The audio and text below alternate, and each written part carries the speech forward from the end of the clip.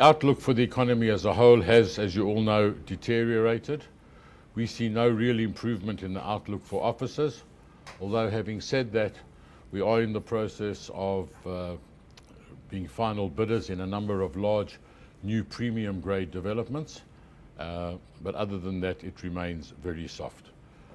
The restructuring of our core portfolio is expected to continue to bear fruit in 2013. We're really not looking to sell any large chunks of our portfolio, save and except if it was possible to substantially reduce our exposure to government. A strict focus will continue on cost containment and sweating the assets. We had a particularly successful year with that now, and we hope we'll be able to do that. New funding will be from investment disposals, if any, and the debt capital markets. The full year distribution is expected to grow between 5.5% and 7%, and we remain focused in its pursuit of revenue enhancing opportunities. Okay, I suppose now we will have most of the questions and stuff. Our Fountainhead offer, just to explain to you what our position is, and obviously we have a view, I suppose the Fountainhead board has a view, and the competing offer from Growthpoint has a view, and at the end of the day it will be resolved, I'm reasonably confident, one way or another in our favour. But just to show you how we see this, first of all you have a PUT.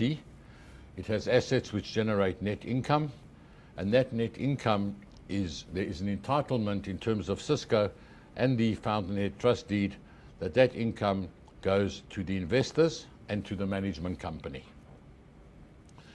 If the manager sells the portfolio and doesn't replace it with any other income producing assets, it's normal, appropriate and legally necessary for the manager to ensure that the investors and the manager who are entitled to participate in the income are adequately compensated.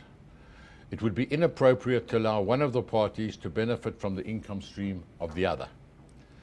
The value of the investor's interest in Fountainhead is the future value of the cash flows generated by its assets. The value of the asset manager's right to manage the fund is the future value of the cash flows arising from that right. A disposal of the portfolio and the distribution of the proceeds to investors is a disposal of the investor's rights to receive income from the units and a disposal of the manager's rights to asset manage the portfolio.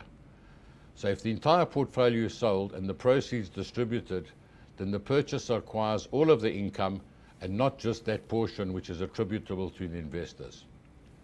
If the investors were to obtain the benefits of the income attributable to the asset manager, their cash flows, based on consensus, and that's before the Fountainhead results today, would increase from 59 cents a unit to 64.3, which results in a 9% increase in the value in the asset achieved simply by investors expropriating the manager's asset without compensation. This is contrary to a fundamental principle of law that no party may be deprived of ownership of an asset without compensation. Growthpoint's offer is based on expropriating the income attributable to the manager without compensating either Fountainhead, the manager, or the investors, but obtaining this benefit for themselves.